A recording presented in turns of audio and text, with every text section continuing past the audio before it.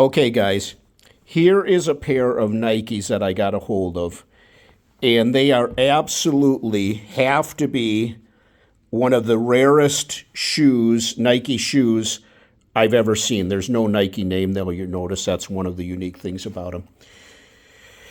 Nike was formed back in the late 60s, early 70s by a guy by the name of Bill Bowerman.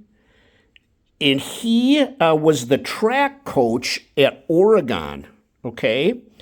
And one of his runners was a guy by the name of Phil Knight.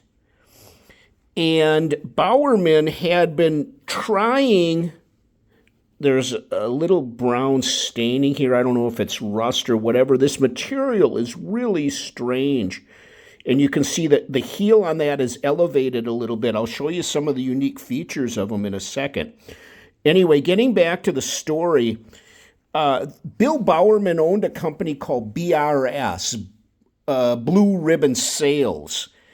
And he was the track coach, and so he had been trying to come up with a way, cursive logo. The tongues on these, I don't know if this is the way they were designed. These shoes are almost like they're homemade. They're super light. There's no size or style tag in them. There's this little disclosure in here, and you'll see they're in really good condition, in my opinion, for being as old. I'm estimating these are somewhere between 73 to 75, maybe even earlier. I'm trying to find out more details on them, but actually it's getting very hard to find anybody around that's left from this era. You can see the swoosh. One of the unique things about these shoes is,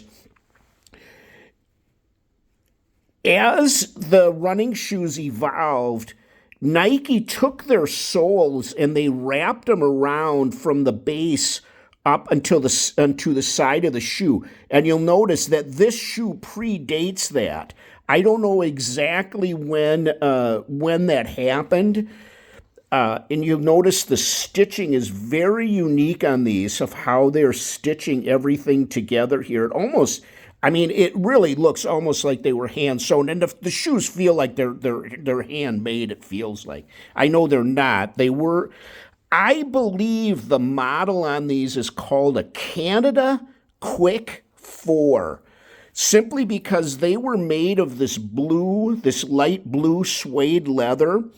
Now, there is just one little scuffing here. I don't know if the shoes were ever worn. I obtained these. They were actually, you can see here on the bottom how that blue color is. I'm assuming that was the original blue color of the shoe, and it's somewhat faded in these uppers up here. These shoes came from the Houston School District and were donated. I have extra spikes. I do not have a spike tool to remove these. I know I've seen pictures of them that exist. They're little handheld spike tools. But you'll notice how the soles do not wrap around in any way to the shoe. Both shoes are immaculate. You can see there's a little bit more of that brown staining.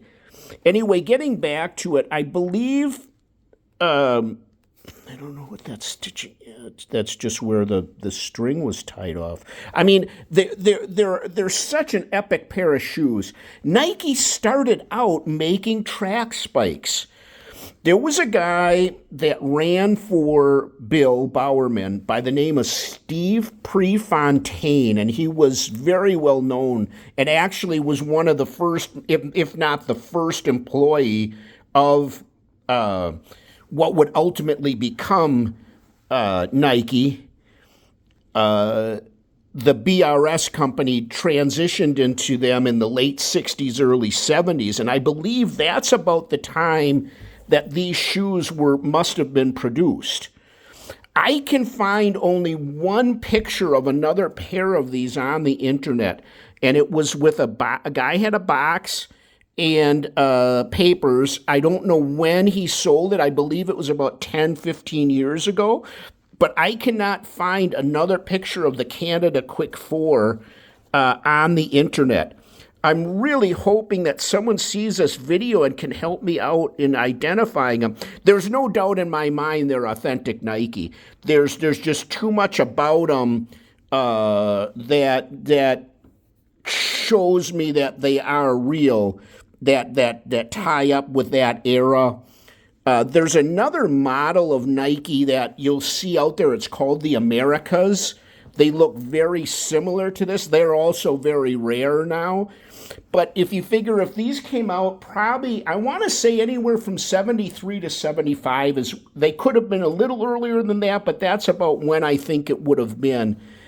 They're 50 years old. And so obviously if people wore them for track and field and used them, they got worn out. This pair somehow survived in just about, pristine condition. There's a few issues in this, that are delaminating, but there's no dry rot at all. You can see the stitching and then this unique insole that's in these. I can't find any information. They're that old. And so I'm thinking that maybe either a collector or a historian of Nike can help me out and give me some help identifying them and what they might be. So I hope this video makes sense to you guys. And if you know of anybody that is a Nike expert or a super Nike collector, please have them contact me. My contact information will be below.